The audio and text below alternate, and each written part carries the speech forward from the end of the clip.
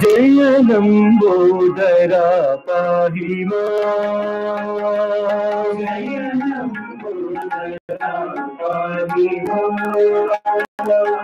जय लंबोदरा पाहि मां, जय लंबोदरा पाहि मां, जगदम्बा सुतर क्षमा,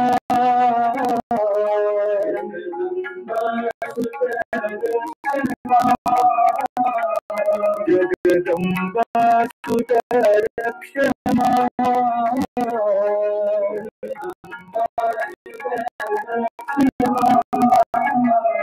जय लंबोदरा पाहि मां,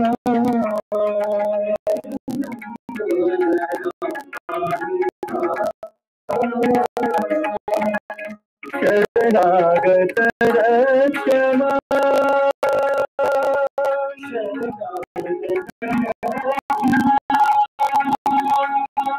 शरणागत क्षमा,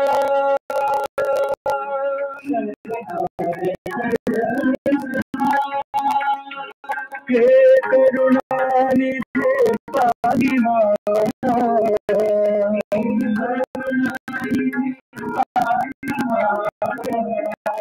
हे करुणानिधे पाहि मां,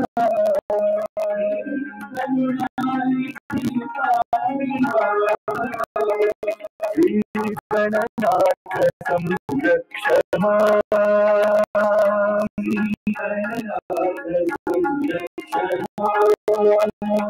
श्री गणनाथ संरक्ष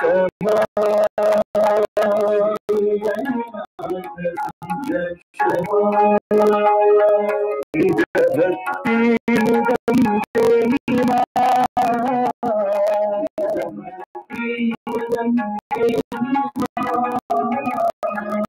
भक्ति मुदं देहि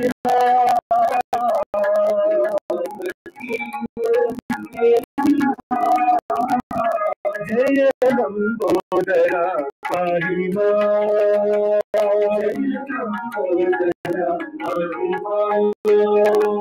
जगदम्बा सुतर क्षमा,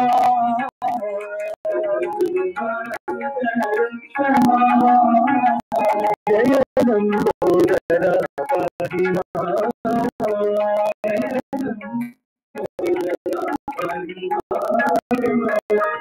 शरणागत क्षमा,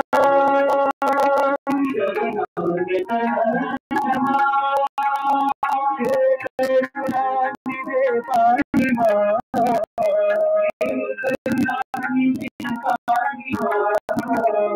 श्री गणनाथ संरक्ष मां,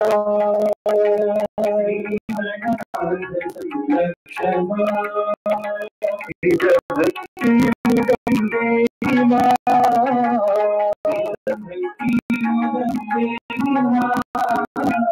निज भक्ति मुदं देहि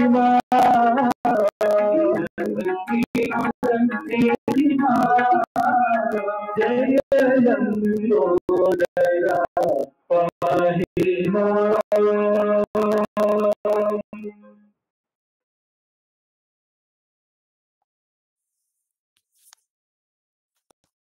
ओम श्री साई राम। पहले हमने संकेत और पर्व अध्याय पढ़ा, आज हम ज्योति पर्व अध्याय पढ़ेंगे। ओम साई राम।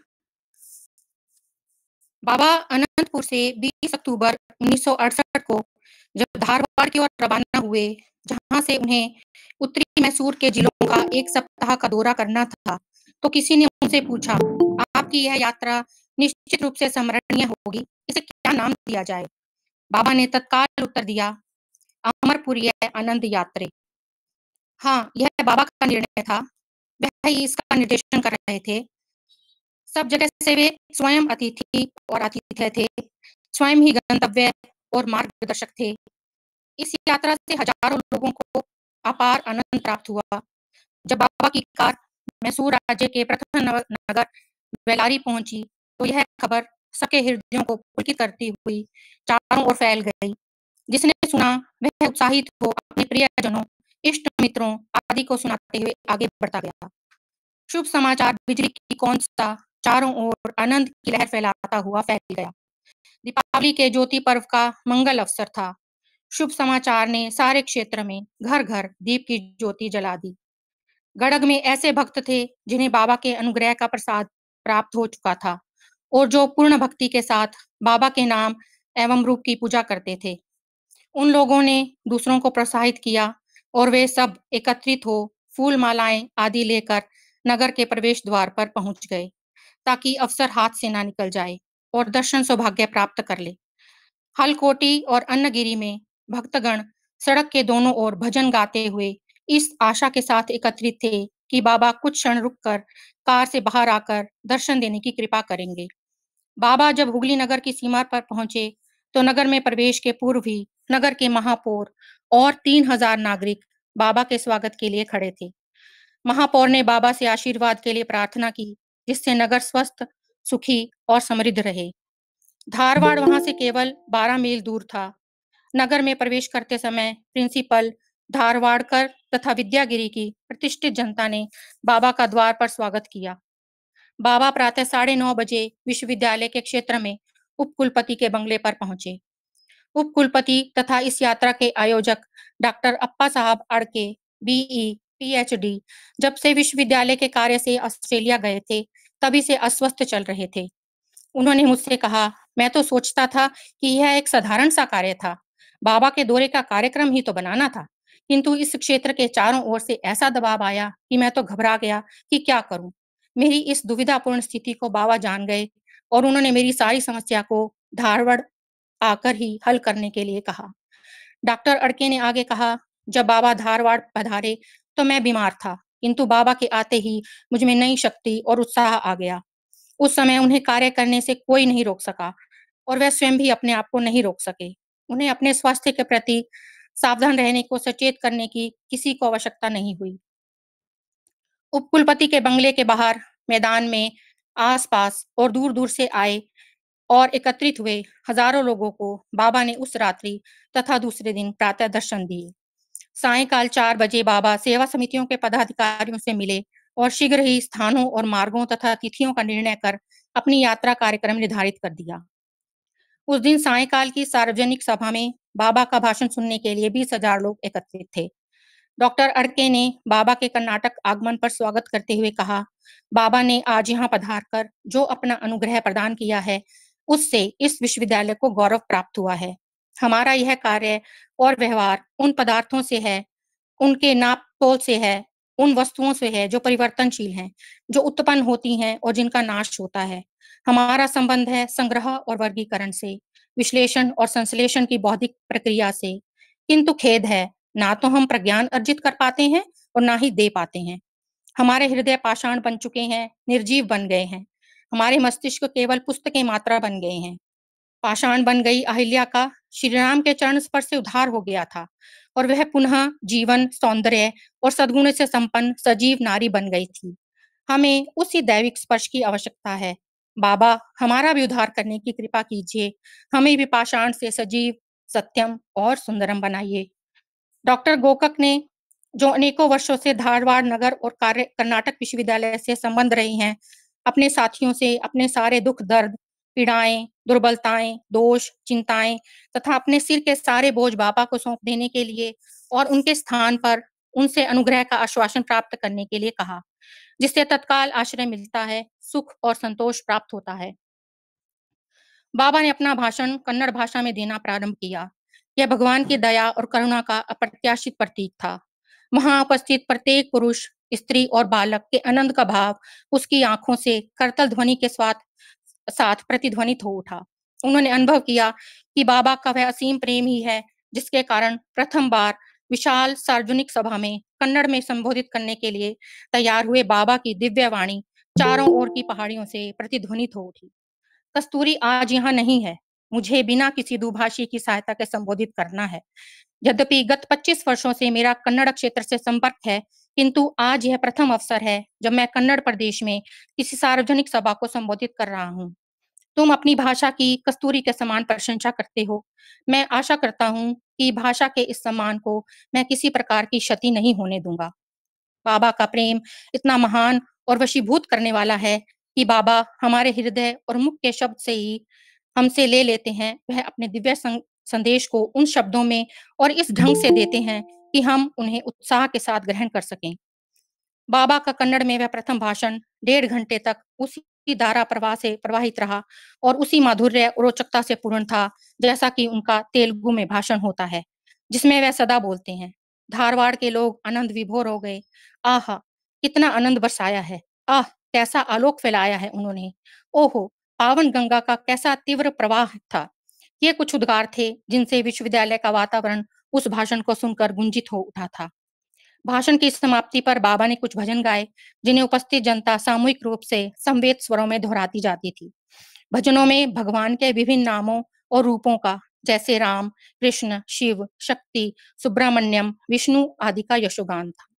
बाबा द्वारा वंशी से सुमधुर स्वर में गाए गानों का ऐसा जादुई प्रभाव था कि प्रत्येक का हृदय दैविक आनंद से भर गया और वह अपने आप को ऊंचा उठा हुआ अनुभव करने लगा और सहज भाव एवं प्रमुदित मन से उनके मुख से वे ही बोल प्रस्फुटित हो उठे। उपस्थित समुदाय में बहुत से ऐसे कट्टरपंथी भी थे जो एक नाम और रूप विशेष से ही दृढ़ रूप से आबद्ध थे और किसी अन्य नाम का यशोगान करना तो दूर रहा, दूसरे नाम का उच्चारण भी पाप समझते थे। यद्यपि वे शास्त्र जिनका वे पालन करते हैं या कहते हैं कि एक ही सत्य को ज्ञानी जन विभिन्न नामों से पुकारते हैं, एकम सदा विप्रह बहुधा वदंती, किंतु उनका लालन पालन ऐसे समाज और वातावरण में होता है जिसमें उन्हें एक नाम और रूप विशेष पर ही टिके रहने की शिक्षा दी जाती है, ताकि उनका विश्वास दृढ़ हो और इधर उधर भटके नहीं। इसलिए बाबा के भजन उनके लिए नवीन चेतना, स्फूर्ति और ताजगी देने वाले सिद्ध हुए। उनके मन के द्वार खुल गए।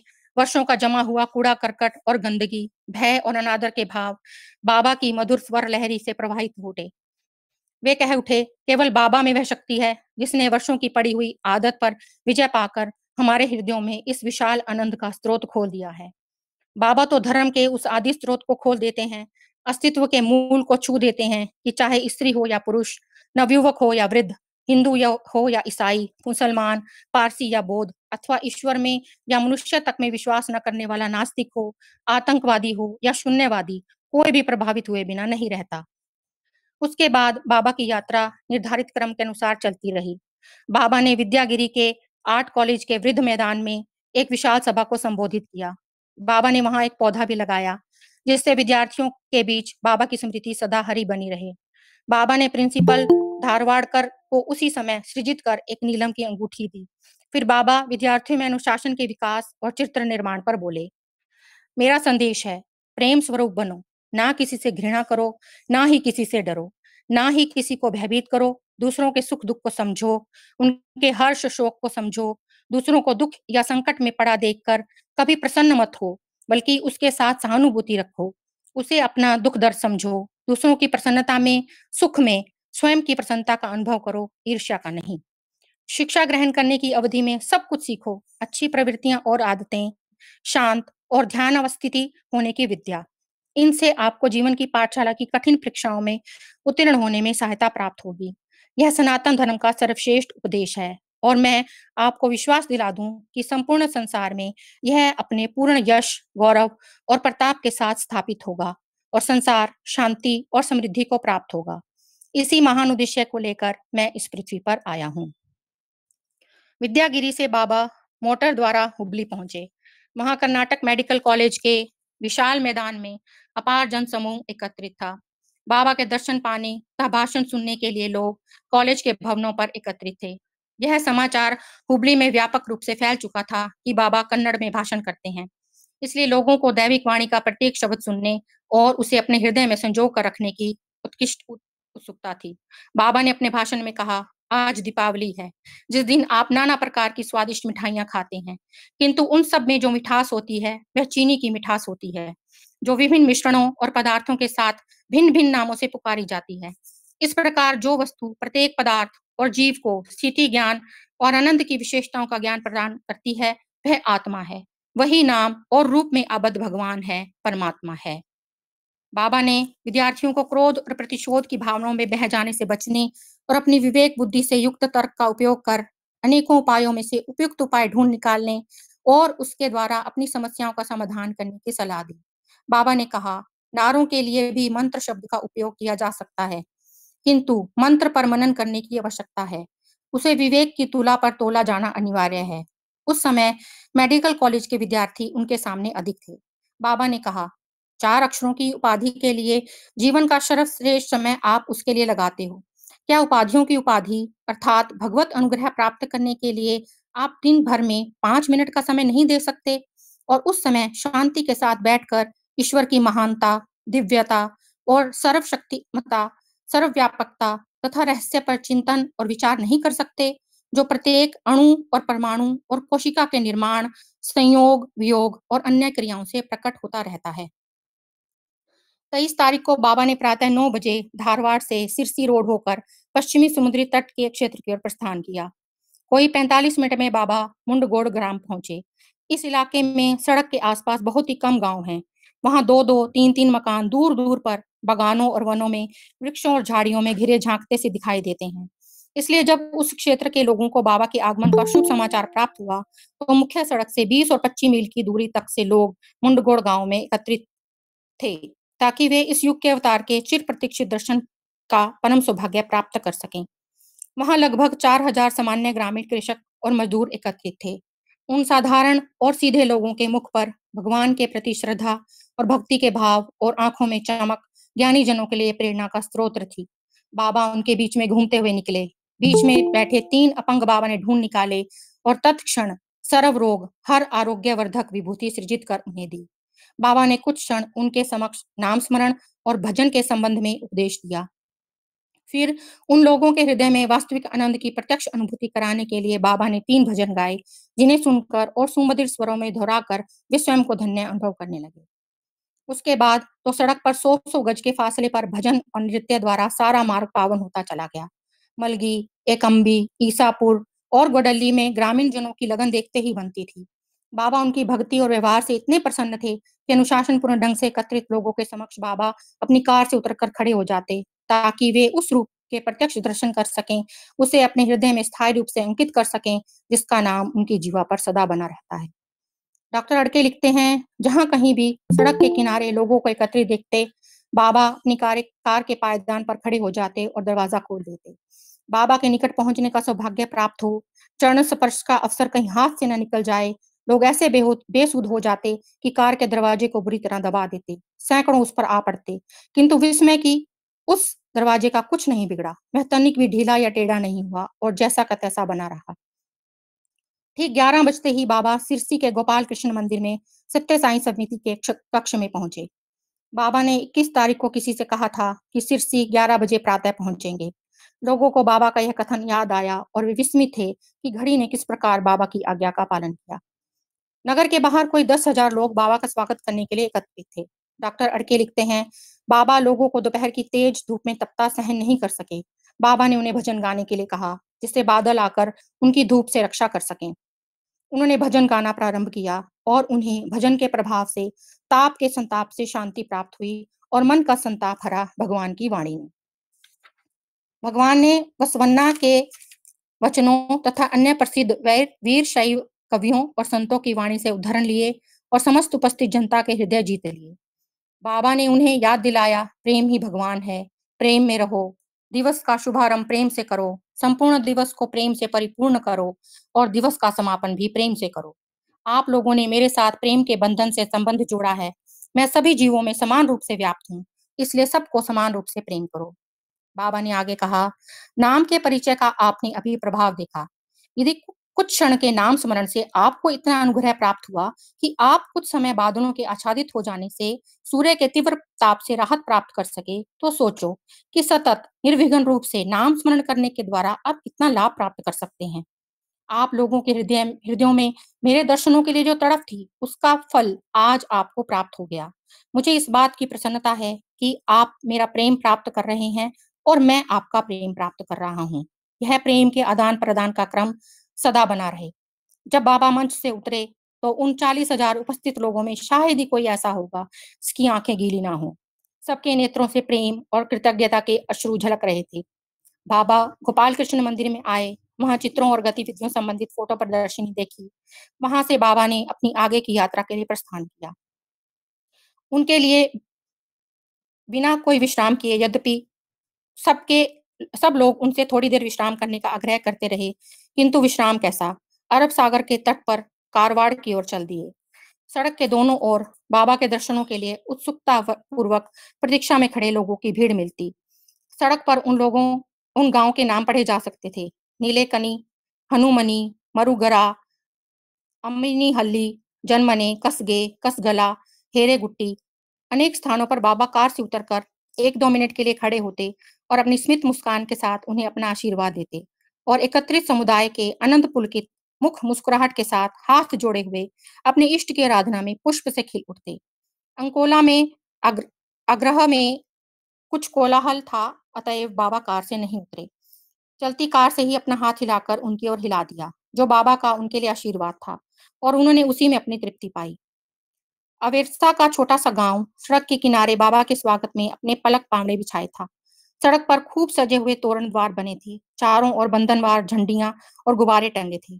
वहां 5,000 लोग उपस्थित थे और अनुशासन के साथ पंक्तिबद्ध भजन में तल्लीन बैठे हुए थे। अनुशासन पूर्ण भक्ति का एक आदर्श उदाहरण था वह दृश्य। बाबा ने उनके बीच पर्याप्त समय बिताया। स्त्रियों और पुरुषों की पंक्तियों के बीच घूमते रहे और रोगी, दुखी, संकटग्रस्त लोगों को बाबा ने सृजित कर विभूति दे कृतार्थ किया। इस प्रकार सबका प्रेम पाकर और सबको प्रेम देकर बाबा मंच पर पहुंचे और अनेकता और विभिन्नता में छिपी एकता के सत्य का साक्षात्कार करने का निर्देशन करते हुए बोले, यह परम सत्य का साक्षात्कार आपको अभय प्रदान करेगा, क्योंकि जहां सर्वव्यापक और सर्वशक्तिमान है, तो फिर भय किसको और भय किसका। बाबा ने उन्हें आगे बताया, उस एक का नाम ही ईश्वर है। उस एक भगवान का सदा स्मरण करो। प्रातः सोकर उठते ही उस एक का स्मरण करो। दिन में कार्य करते समय भी सदा उसी को याद रखो। रात को सोते समय भी उसका स्मरण करो करके सो, जिससे कि सोते समय जब सारे इंद्रियां, मन और बुद्धि निष्क्रिय और निश्चेष्ट होते हैं, वे उस एक परम शक्ति और सत्ता से परिपूर्ण हो जाएं और वह तुम पर कृपा कर सके और उसके साक्षात्कार के परम आनंद को प्राप्त पाकर तुम अपने जीवन का लक्ष्य प्राप्त कर सको। अवेरसा वासियों को भय था कि कहीं वे बाबा की सुमधुर दैविक वाणी में उनसे भजन सुनने के दुर्लभ सौभाग्य से वंचित न रह जाएं, क्योंकि उन्हें ज्ञात हो गया था कि इस यात्रा के दौरान बाबा कुछ क्षण भी मुश्किल से देते हुए आ रहे हैं। कारवाड़ में काफी समय से प्रतीक्षा हो रही थी और अभी वह कई मील दूर था, किंतु बाबा ने उन्हें निराश नहीं होने दिया और भजन गाकर उनके हृदय पात्र को आनंद और उत्साह से ऊपर तक भर दिया। अरब सागर तट पर 25,000 की अपार जनसभा को जिन शब्दों में बाबा ने संबोधित किया और आनंद की वर्षा की, उससे उपस्थित लोगों ने स्वयं को स्वर्ग में 7वें आकाश में ऊंचा उठा हुआ अनुभव किया। बाबा ने कहा, उस ओर अपार जल का सागर है, इस ओर जनता का सागर है और बीच में लहरा रहा है अपार अनुग्रह का सागर। उस ओर गंगा है और इस ओर यमुना, और बीच में है मेरे अनुग्रह की गुप्त सरस्वती, जो आपके हृदयों में प्रवाहित है। बाबा ने उनसे आगे कहा, यह सभा कहीं घंटे पूर्व यहाँ प्रारंभ हो जाने को थी, किंतु मार्ग में अनेक स्थानों पर भक्तों ने तुम्हारे समय में से कुछ समय ले लिया और मैंने तुम्हारी ओर से कुछ समय उन्हें दे दिया, क्योंकि वे भी आत्म स्वरूप हैं। उन्हें भी वही एक आत्मा प्रेरित और प्रकाशित करती है, उन्हें परमात्मा की ओर बढ़ने को निर्देशित करती है और संरक्षण प्रदान करती है। उनकी कृतज्ञता तुम्हारे लिए ही है। सागर की लहरें भी प्रभु के दर्शन के आनंद की बात सीपियों के कानों में कह रही थी और शांत बने रहने का संकेत कर रही थी, जिससे सुमधुर दैविक वाणी में भजन सुनने का स्वर्गिक आनंद प्राप्त पा सकें, क्योंकि कारवाड़ की जनता भी आकंठ आनंद आपूर्ति के साथ संवेद स्वरों में बाबा द्वारा गाई भजन की पंक्तियां दोहरा रही थी। रात्रि कलेक्टर के बंगले में बिताई गई जहां से तारों के प्रकाश में लहरों की जगमगाहट देखी जा सकती थी। दूसरे दिन प्रातः बाबा सीतारामेश्वर मंदिर गए, जो कारवाड़ के लोगों के लिए शरीर में हृदय के समान है। वहां से बाबा सीधे कार द्वारा कोड़ी बाग के उपक्षेत्र में पहुंचे, जहां निपुण भक्तों के कुशल हाथों ने बाबा के पूर्व रूप शिरडी साईं बाबा का एक मंदिर बनाया था और मंदिर में प्रतिष्ठित करने के लिए एक मूर्ति गढ़कर तैयार की थी। उनके हर्ष का ठिकाना ना था, क्योंकि उनके हृदय के इष्ट देव स्वयं उपस्थित थे उस मूर्ति को प्रतिष्ठित करने के लिए और उनकी पूजा स्वीकार करने के लिए। भक्ति और आनंद का एक चिरस्मरणीय दृश्य था। बाबा वहां से बाबा समुद्र तट की सड़क पर आगे गए। कारें समेत सभी ने मोटर लॉन्च के द्वारा सागर का यह भाग पार किया, जो उनकी उसकी जीवा जैसा है, क्योंकि वहां पुल नहीं बना था। वहां काली नदी समुद्र में मिलती है, इसलिए उस जीवा स्वरूप भाग में जल खारा नहीं है। मोटर लॉन्च में साथ बैठे डॉक्टर अड़के, उनके पुत्र मनोहर तथा अन्य लोगों का ध्यान बाबा ने कोई एक फरलांग दूर मुक्ता में सागर जल की ओर आकर्षित किया। बाबा ने कहा, संसार सागर को पार करते हुए विजय के प्रति पूर्ण विश्वास रखो, क्योंकि स्वामी तुम्हारे साथ हैं। डरना कैसा, जब साथ तुम्हारे मैं हूं। मोटर लॉन्च से सड़क पर आते ही आगे की यात्रा गति के साथ प्रारंभ हुई और गोवा प्रदेश में पहुंचे तो 10 बज रहे थे। आधे घंटे में ही मारगांव पहुंचे, जहां हजारों आतुर लोगों ने चरण स्पर्श की लालसा से ऐसा मार्ग अवरुद्ध कर दिया कि बाबा को मंच तक पहुंचना भी कठिन हो गया। ऐसी परिस्थितियों में कोई भी मनुष्य क्रोधित हो उठता, किंतु भगवान का प्रेम क्रोध तो जानता ही नहीं। प्रेम के वशीभूत सब कुछ सहर्ष सहन करते, सबको सांत्वना और आशीर्वाद देते हुए वे धीरे धीरे आगे बढ़ते गए।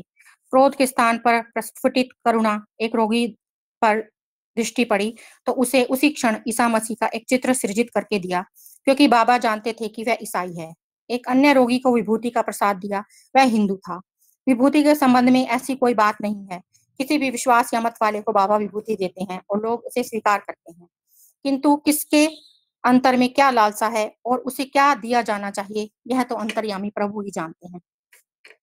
बस्ती जनता को लगभग 20 मिनट तक बाबा ने संबोधित किया और सत, रज और तम तीनों गुणों के संबंध में समझाया कि किस प्रकार तमस की अधिकता से बचकर उसके कारण होने वाले विनाश से मनुष्य अपनी सुरक्षा कर सकता है और रजस के उत्साह और कर्म विस्तार को पार कर अंत में सत्य में उपस्थापित हो सकता है और फिर समत्व प्राप्त कर सकता है। वहां से बाबा गोवा की राजधानी पणजी पहुंचे। पणजी की सेवा समिति ने सचिवालय भवन की ऊपरी मंजिल के विवेकानंद हॉल में एक सार्वजनिक सभा का आयोजन किया था, जिसमें बाबा को भाषण देना था। संसार के किसी भी नगर में कोई ऐसा सभागार नहीं है जहां वह अपार जन समुदाय समा सके जो बाबा आकर्षित करते हैं।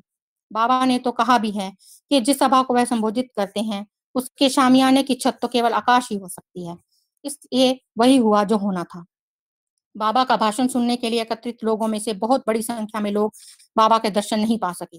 बाबा सभागार में कुछ समय तक बोले और फिर भजन गाए, जिससे वहां बैठे लोग तो आनंदित हुए ही, बाहर बैठे लोग भी सुनकर उसके आनंद का मधुर रसपान करके तृप्त हो गए और कह उठे, चलो इतना तो सौभाग्य प्राप्त हुआ, इस बार इतना ही सही, अगली बार और अच्छा सौभाग्य प्राप्त होगा। डॉक्टर अड़के लिखते हैं, जब हम गोवा के निकट पहुंच रहे थे, तभी फिएट कार की कमानियां खराब हो गई थी। जब मैंने आगे की यात्रा के लिए दूसरी कार की व्यवस्था करने का प्रस्ताव रखा, तो बाबा ने मुझसे कहा, हम लोग इसी कार में चलेंगे। गोवा बेलगांव सड़क घाटी और घने जंगलों में से होकर गोवा में सायकाल काफी देर रवाना हुए थे और बेलगांव रात्रि 9 बजे पहुंचे। मार्ग में कार के बिना विफल हुए हम अपने गंतव्य स्थान पर तक कैसे पहुंच गए, वह एक रहस्य है, जिसको केवल बाबा ही स्पष्ट कर सकते हैं। हम तो केवल इतना ही जानते हैं कि यह केवल बाबा की ही कृपा थी, जिसके कारण पूरा दल सुरक्षित पहुंच गया। बेलगांव पहुंचते ही बाबा सीधे 70,000 लोगों की अपार जनसमूह के बीच जा पहुंचे, जो उत्सुकता के साथ उनके दर्शनों की प्रतीक्षा कर रहे थे। बेलगांव एक बड़ा नगर है और सत्य साई समिति ने व्यापक प्रबंध कर रखे थे कि कहीं कोई भीड़ में दब ना जाए और दुर्घटना ना हो जाए। उन्होंने मजबूत बांस के चौकोर घेरे बना रखे थे, जिसमें लोगों को पंक्तिबद्ध बैठा दिया गया था तथा दो घेरों के बीच में कुछ फीट चौड़े मार्ग बना दिए गए थे, जिनके बीच से बाबा निकल सकें और सब लोग शांति से साथ कुछ फीट की दूरी से दर्शनों का सौभाग्य प्राप्त कर सकें। जैसे ही लोगों ने सुना कि बाबा आ गए हैं, लोग सारे घेरे पार कर उस ओर उमड़ पड़े जिस ओर उन्हें बाबा के होने का आभास मिलता। होमगार्ड, स्वयंसेवक, स्वयंसेविकाएं, स्काउट, सेवा समिति के सदस्य भीड़ की उस भगदड़ को नियंत्रित करने में प्राण प्रण में जुट जुट गए। इस बीच बाबा मंच पर पहुंच गए और उनकी स्वर्णिम मधुर दैविक वाणी दूर दूर तक गुंजित हो उठी। जो जहां था वहीं खड़ा रह गया। उस अमृत का रसपान करने को बस अपना मुख उस ओर को मोड़ दिया जहां से वह वाणी आ रही थी। एक जादू सा चारों ओर फैल गया। सब भगदड़, उत्कंठा और उतावलापन, शोर और बेचैनी गायब थी। सब मंत्र मुग्ध सुन रहे थे। श्री नारके ने, जो बाबा के साथ यात्रा पर निकले दल के साथ थे और व्यवसाय से इंजीनियर हैं, इस अवसर का वर्णन इन शब्दों में किया है। भगवान ने अपना हाथ ऊपर उठाया और सब वहीं के वहीं स्थिर खड़े रह गए। भगवान ने अपना हाथ नीचे किया और सब वहीं शांत बैठ गए। बाबा ने उन्हें संबोधित करते हुए कहा, मैं गोवा समय पर नहीं छोड़ सका। मार्ग में भक्तों के गांव के भक्त जन उत्सुकता के से दर्शनों के लिए घंटों से प्रतीक्षा में खड़े हुए थे। मिलते थे, चाहे जंगल हो, पहाड़ी बस्ती हो या एकांत स्थल। मैं उन लोगों की उत्कट तीव्र पिपासा की उपेक्षा कैसे कर सकता था। मैंने आप लोगों का थोड़ा समय लिया और उन्हें दिया। बाबा के इन शब्दों को सुनकर सबको शांति प्राप्त हुई। बाबा ने उन्हें आगे उपदेश दिया। प्रकाश प्राप्त करने की साधना में रत, अपनी शुद्धि के प्रयत्नों में संलग्न हजारों साधुओं की सभा में सम्मिलित होकर अपने अपने ऊपर एक उत्तरदायित्व ले लिया है। तुम्हें यह समझाने का प्रयास करना चाहिए, तुम मूल रूप से ब्रह्मा हो, आत्मा हो। इस सत्य को अपने में स्थापित और दृढ़ करने और उसका साक्षात करने के लिए प्रतिदिन नियमित रूप से ध्यान करो। बाबा ने उनको आगे उपदेश दिया। पहाड़ का एक पत्थर जब अपने आप को एक मूर्तिकार के हाथों सौंप देता है और उसकी छैनी और हथौड़ी की मार चुपचाप सहन करता चला जाता है, तो वह उस सुंदर मूर्ति में परिवर्तित हो जाता है, जो मंदिर में प्रतिष्ठित होकर युग युग तक जन जन द्वारा पीढ़ी दर पीढ़ी पूजित होती है और भगवान का स्वरूप बन जाती है। आपको चाहिए कि आप अपने जीवन को महान उद्देश्य के लिए समर्पित कर कठोर अनुशासन, पूर्ण साधना की छैनी हथौड़ी के आघातों को सहते हुए परमात्मा के स्वरूप में रूपांतरित करें।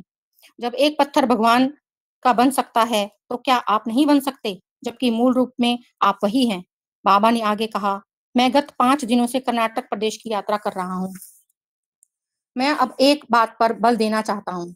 ऐसी सभाओं में हजारों की संख्या में लोग एकत्रित होते हैं। हजारों लोग मार्ग में प्रतीक्षा करते रहते हैं। प्रत्येक के हृदय में भगवान के प्रति प्रेम और भक्ति की हिलोरें उठती हैं। किंतु भक्ति की लहर केवल उफान ना हो, उसे अनुशासन पूर्ण साधन के माध्यम से नियमित, संयत और प्रक्रियागत करना आवश्यक है। वह अनियंत्रित और असंयत ना हो। आप लोग मेरे चरण स्पर्श करने और साष्टांग प्रणाम करने के लिए दौड़ पड़ते हैं और उस बात की तनिक भी चिंता नहीं करते कि सामने स्त्रियां, बच्चे, बूढ़े, रोगी हैं। आप उनके ऊपर गिरते हैं, उन्हें पीछे धक्का देते हैं और आगे मेरी ओर बढ़ते हैं। साईं सर्वत्र सबके हृदय में वास करते हैं। उनकी उपेक्षा करके आप साईं की उपेक्षा करते हैं। ऐसा नहीं करना चाहिए। भक्ति के प्रदर्शन का यह ढंग गलत है।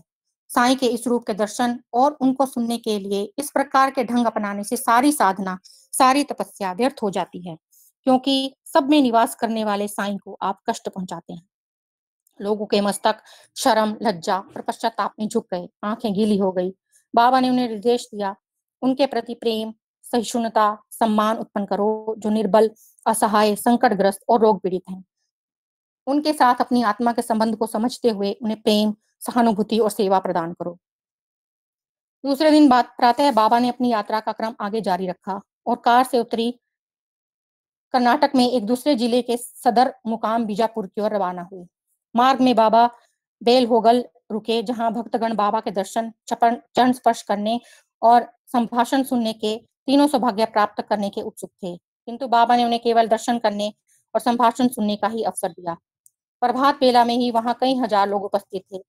बाबा ने उन्हें आंतरिक शुद्धि की सलाह दी, जिससे कि वे अपने अंतर में स्थित भगवान के दर्शन कर सकें। बीजापुर के मार्ग में पूरे दिन भजन और कीर्तन सुनाई देते रहे। सड़क के दोनों ओर मीलों तक पंक्तियों में खड़े लोग भजन गाते हुए प्रतीक्षा में मिलते और प्रत्येक स्कूटर और ट्रक को रोककर पूछते कि क्या बाबा रवाना हो गए और मार्ग में आ रहे हैं। कुछ ग्रामीण अपने परंपरागत ढोल, तुरही और वाद्य बजाते हुए सड़कों पर खड़े थे और आसपास के लोगों का आह्वान कर रहे थे कि भगवान के दर्शनों को आ जाने। कुछ लोग मंदिरों से आतपत्रम, चंवर और दंड लिए पावन जल पात्र सहित मंदिर के पुजारियों और पंडितों के साथ वैदिक मंत्रों का उच्चारण करते हुए उपस्थित थे। बाबा के दल के आगे और पीछे पुलिस अधिकारियों की गाड़ियां चल रही थी। स्थानीय अधिकारीगण एक और भीड़ के उत्साह को नियंत्रित करने में लगे थे। जितनी बार संभव हो सकता था उतनी बार बाबा भगवान के चरण स्पर्श का लोभ स्मरण नहीं कर पाते थे। दोपहर में लगभग 1 घंटे के लिए बाबा और गोकक मार्ग में रुके और फिर बीजापुर की ओर चल पड़े। मार्ग में एक और एकत्रित भीड़ की दर्शनों की लालसा और दूसरी ओर बाबा की करुणा के कारण कारों के काफिले को हर कुछ मीलों के अंतर पर रुकना पड़ता था। जो लोग बाबा के साथ उसी कार में थे, उनके लिए तो यह अवसर एक दुर्लभ वरदान के रूप में था।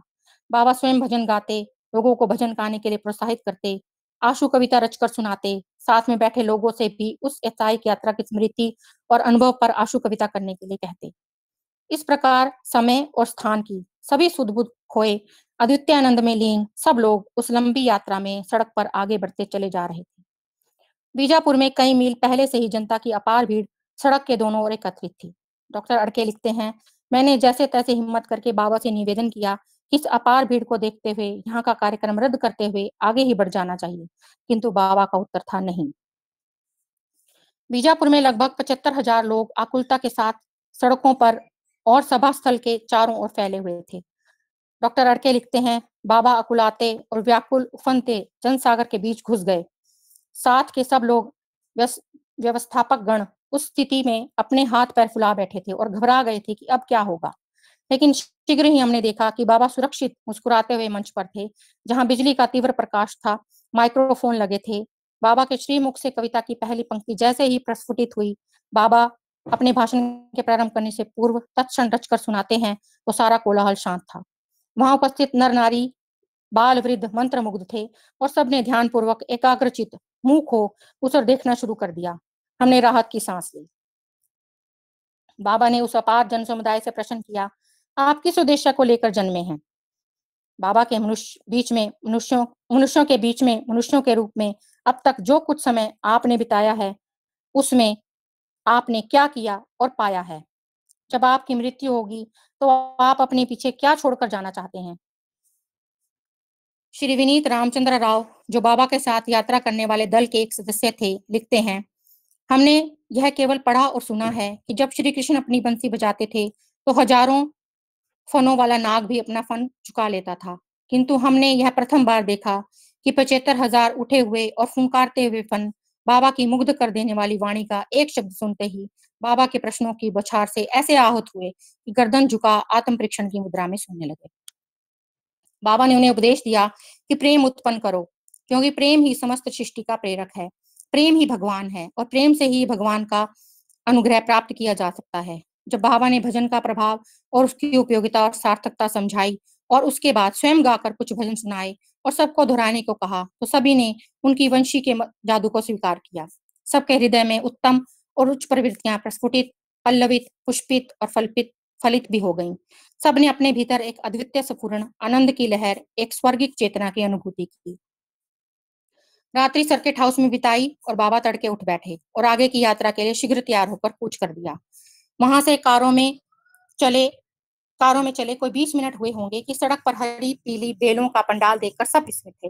बंधनवार ध्वज पताकाएं फहरा रही थी और मालाएं लटक रही थी और भूमि पर कोई 100 लोग प्रशांति निलयम में गाए जाने वाले भजन गा रहे थे। अब आगे का वर्णन डॉक्टर अड़के के शब्दों में। उन्होंने बाबा से प्रार्थना की कि उनके गांव तक पधारने की कृपा करें, जो वहां से केवल 2 मील की दूरी पर था।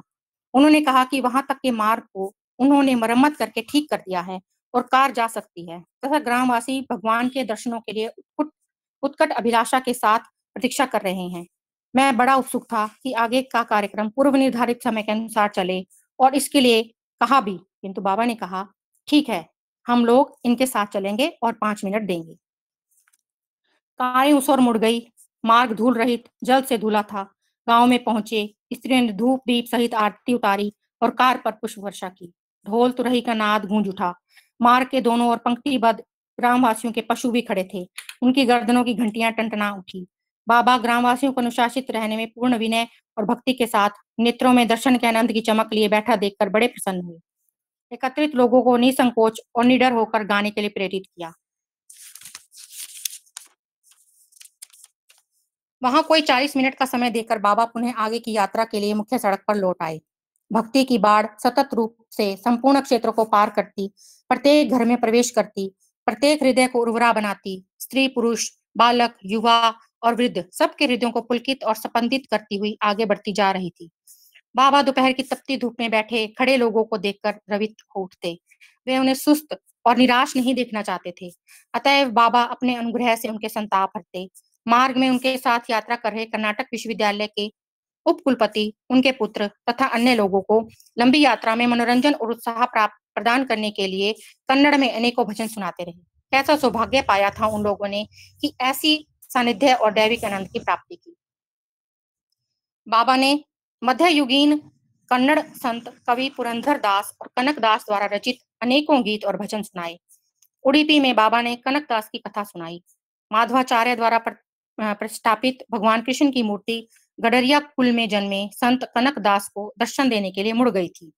निम्न जाति में पैदा होने के कारण कनक दास को मंदिर के भीतर दर्शन करने के लिए प्रवेश नहीं करने दिया गया, तो उनकी करुण पुकार, हृदय की तड़फ और आराधना से द्रवित भगवान ने अपना मुख पीछे मोड़ लिया और मंदिर के पिछवाड़े खड़े रुदन करते हुए कनक दास ने मंदिर की दीवार में पड़ी दरार में से भगवान के दर्शन किए। बाबा ने उस समय कन्नड़ में कुछ आशु कविताएं और गीत सुनाए। कन्नड़ भाषा के प्रेमियों और अध्यात्म मार्ग के पथिकों के लिए वह एक महान स्वर्णिम अवसर था।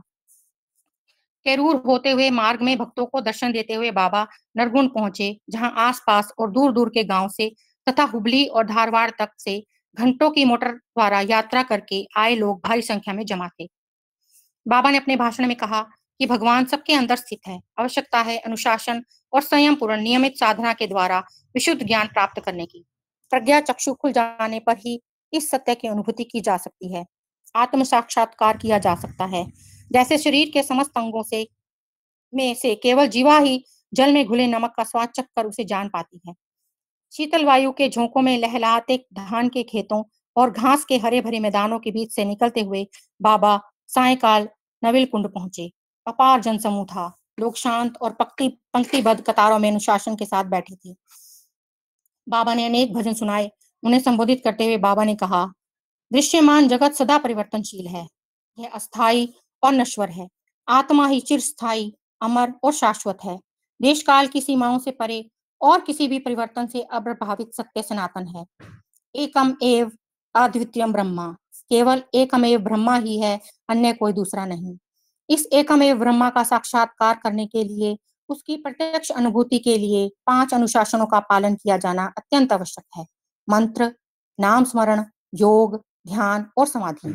जिस प्रकार आकाशवाणी के प्रसारण केंद्र से प्रसारित संगीत संपूर्ण वायुमंडल में व्याप्त हो जाता है और रेडियो द्वारा निर्धारित सूक्ष्म तरंगों पर उसे प्राप्त कर सुना जा सकता है, उसी प्रकार भगवान सदा सर्वत्र समान रूप से व्याप्त हैं। उन्हें नेत्रों से नहीं देखा जा सकता, किंतु इन उपायों और साधनों से पहचाना और अनुभव किया जा सकता है। शायद उस दिन भगवान भास्कर ने भी अपनी यात्रा की गति धीमी कर दी थी। तभी तो मार्ग में बाबा अन्नीगिरी में रुकते हुए वहां एकत्रित अपार जनसमुदाय की पुष्पों की भेंट स्वीकार करते हुए तथा उन पर अपने अनुग्रह की वर्षा करते हुए पुलिकोटी में साय 6 बजे पहुंच गए। पुलकोटी में उत्सुक भक्तों की अपार भीड़ एकत्रित थी, जो वहां के इतिहास में अद्वितीय थी। बाबा ने उन्हें अपने दर्शन के अनुग्रह से कृतार्थ किया। वहां से बाबा ने गड़क की ओर प्रस्थान किया। यह नगर अनेकों शताब्दियों से वीर नारायण मंदिर के लिए प्रसिद्ध है। कन्नड़ काव्य में अमर रहा है तथा वर्तमान समय में भी व्यापार और उद्योग का बड़ा केंद्र है। गड़क में 1 लाख की भीड़ देखकर सब दंग रह गए। श्री के.एच. पाटिल ने बाबा का स्वागत करते हुए कहा, आज गड़क के लिए स्वर्ग के द्वार खुल गए हैं। इस प्राचीन नगरी में आज परम दिव्य ज्योति प्रकाशित हुई है। बाबा ने वैदिक प्रार्थना अस्तो मां सदगमय तमसो मां ज्योतिर्गमय मृत्योर्मा अमृतगमय की व्याख्या प्रस्तुत करते हुए कहा कि यह तो मनुष्य की सदा से इस पृथ्वी के प्रारंभ से मनोकामना रही है कि वह प्रार्थना करता रहा है कि हम असत्य से सत्य की ओर बढ़ें, अंधकार से प्रकाश की ओर बढ़ें और मृत्यु से अमरता की ओर बढ़ें। बाबा ने स्पष्ट किया कि भेदभाव ही असत है, अभिमान ही अंधकार है और इच्छा ही मृत्यु है। मनुष्य के चाहिए कि वह एक परम सत्य को पहचाने, जिसका अनुभव वह स्वयं है। वह एकमेव सत्य जो सब कुछ दृश्य अदृश्य है और उससे भी अधिक है। वह एक जो सबको भरता है और पूरा करता है। बाबा ने जो भजन गाए और जिन्हें उपस्थित अगणित कंठों ने एक साथ संवेद स्वरों में दोहराया, संपूर्ण वायुमंडल में भिन्नता के वातावरण को समाप्त कर सर्वत्र हुए सबके मनों में संपूर्ण वातावरण में राम, कृष्ण, शक्ति, शिव, विष्णु सभी उस संगीत के समरस सुमधुर स्वर और दैविक वाणी में एक हो गए और उन सब के प्रति सबकी भक्ति लाखों हृदयों से प्रस्फुटित गदगद वाणी से सब नाम रूपों को अपने में समाये साईं भगवान के चरण कमलों में समर्पित हुई। जब धारवाड़ पहुंचे तो अधिकतर घरों की बत्तियां बुझ चुकी थी। मार्ग में सड़कों पर गायें बैठी हुई जुगाली कर रही थी। जब दूसरे दिन का सूर्योदय हुआ तो दिन था 27 अक्टूबर 1968।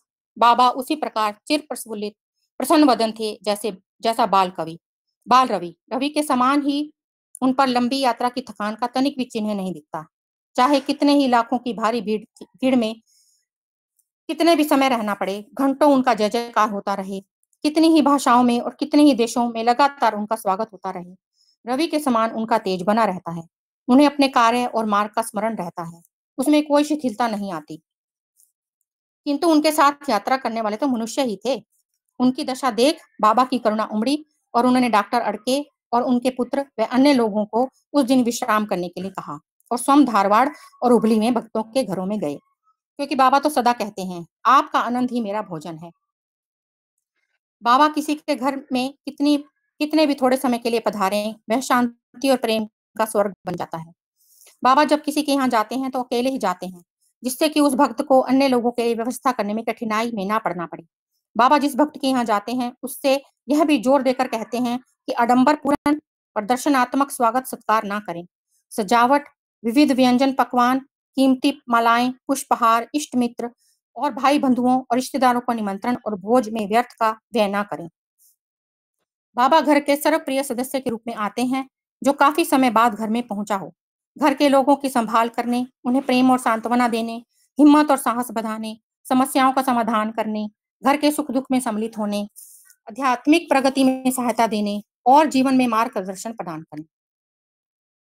घर में पहुंचते ही बच्चों को प्यार करने लगते हैं, नाम लेकर बुलाने लगते हैं, घर से बाहर गए हुओं के हालचाल पूछते और बताते हैं, उपदेश और आश्वासन देते हैं तथा घर के प्रत्येक सदस्य में नई आशा और विश्वास उत्पन्न कर देते हैं।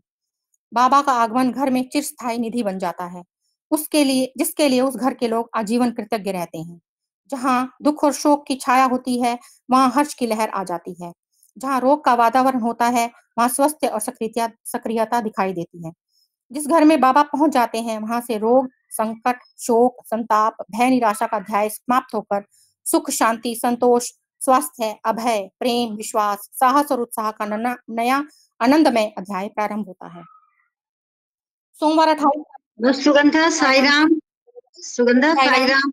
हाँ बस अब साईराम, बस यहाँ तक पढ़ लेते हैं। साईराम जी। साईराम साईराम।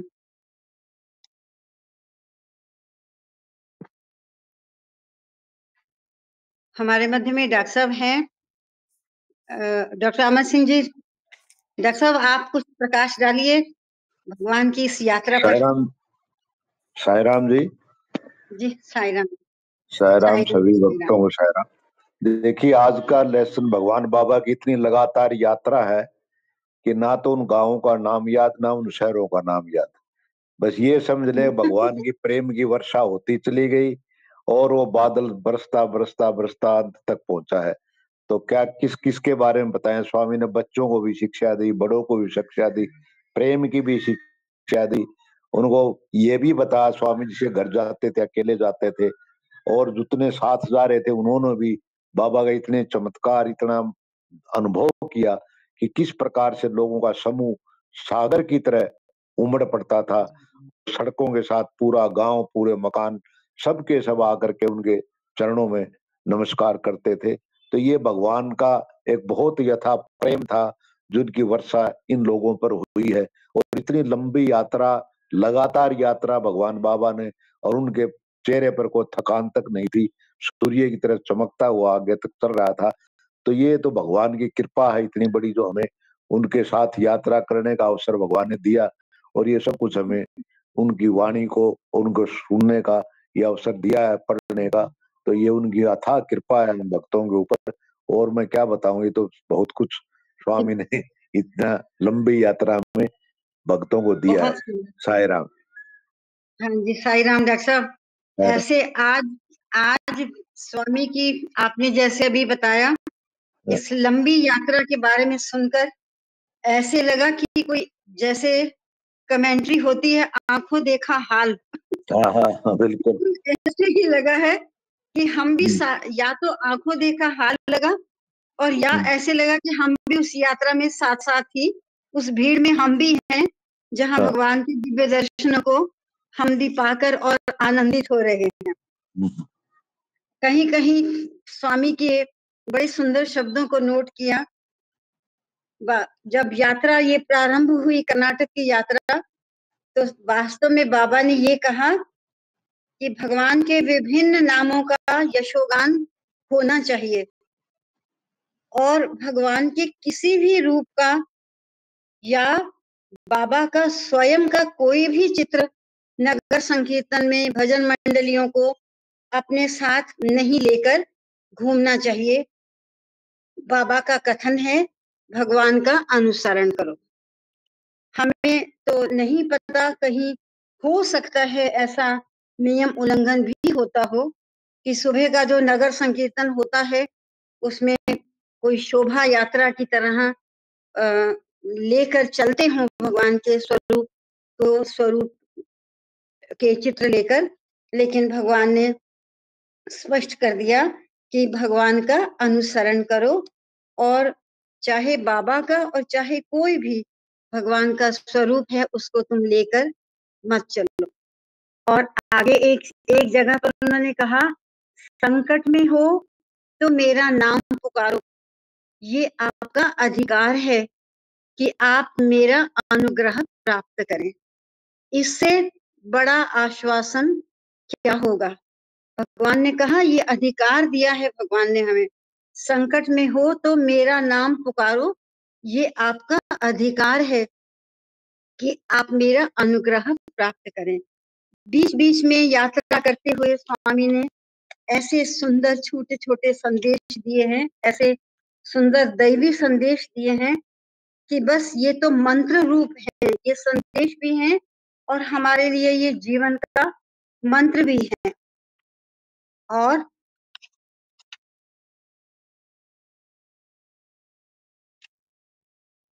आगे फिर स्वामी ने कहा, मेरा संदेश है। क्या स्वामी ने संदेश दिया? मेरा प्रेम स्वरूप बनो, ना किसी से घृणा करो, ना ही किसी से डरो, और ना ही किसी को भयभीत करो। दूसरों के सुख दुख को समझो, उनके हर्ष शोक को समझो। दूसरों को दुख या संकट में पड़ा देखकर कभी प्रसन्न मत होवो, बल्कि उसके साथ सहानुभूति रखो, उसे अपना दुख दर्द समझो। दूसरों की प्रसन्नता में, सुख में स्वयं प्रसन्नता का अनुभव करो, ईर्ष्या का नहीं। आगे स्वामी ने कहा, शिक्षा ग्रहण करने की अवधि में सब कुछ सीखो, अच्छी प्रवृत्तियां और आदतें, शांत और ध्यानावस्थित होने की विद्या, इनसे आपको जीवन की पाठशाला की कठिन परीक्षाओं में उत्तीर्ण होने में सहायता प्राप्त होगी। अगर अच्छी प्रवृत्तियां सहेज ली, अच्छी आदतों के अनुगामी हो गए, शांत हो गए, ध्यानावस्थित हो गए, तो फिर जीवन की पाठशाला में जो भी पढ़ेंगे वो सब सरल होगा, बोधगम्य होगा, और उसमें उत्तीर्ण होने में सहायता प्राप्त होगी, जैसा स्वामी ने कहा है।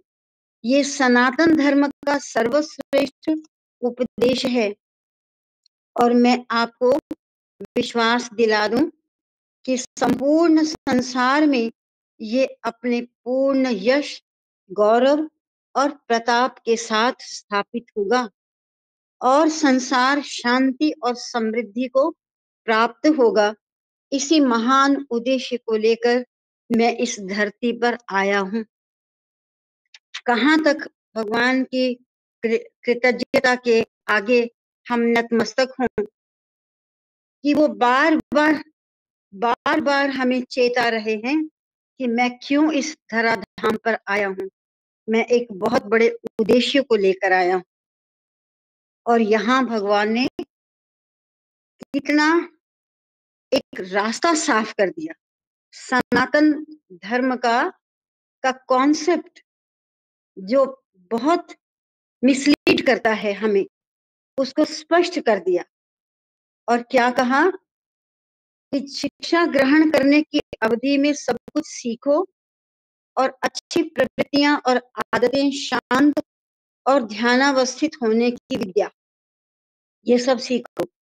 इससे अपने जीवन की पाठशाला की कठिन परीक्षाओं में उत्तीर्ण होने में सहायता प्राप्त होगी। ये सनातन धर्म का सर्वश्रेष्ठ उपदेश है। और मैं आपको विश्वास दिला दूं कि संपूर्ण संसार में ये अपने पूर्ण यश, गौरव और प्रताप के साथ स्थापित होगा। ये धर्म, जो ये सार्वभौमिक धर्म है, सनातन धर्म, ये केवल हमसे संबद्ध नहीं है, ये पूरी सृष्टि के मानव मात्र के साथ संबद्ध है। पूरी सृष्टि के मानव मात्र का धर्म है सनातन धर्म। और संसार शांति और समृद्धि को प्राप्त होगा। इसी महान उद्देश्य को लेकर मैं इस पृथ्वी पर आया हूँ। आगे स्वामी ने और सुंदर उपदेश दिया। थोड़ा थोड़ा उनमें से हम दोबारा दोहरा इसलिए रहे हैं कि हमारे भी जीवन की दिनचर्या का ये एक भाग बन जाए। फिर आगे चलते हुए स्वामी उन्होंने भजन गाना आरंभ किया और उन्हें भजन के प्रभाव से ताप के संताप से शांति प्राप्त हुई। वो ताप कष्टों का ताप, सांसारिक संताप, सांसारिक दुखों का संताप। लेकिन जहां भी मैं ऊपर से नहीं पढ़ रही हूँ, स्वामी ने क्या क्या कहा, उन्होंने भजन गाना प्रारंभ किया और उन्हें भजन के प्रभाव से ताप के संताप से शांति प्राप्त हुई और मन का संताप हरा भगवान की वाणी ने।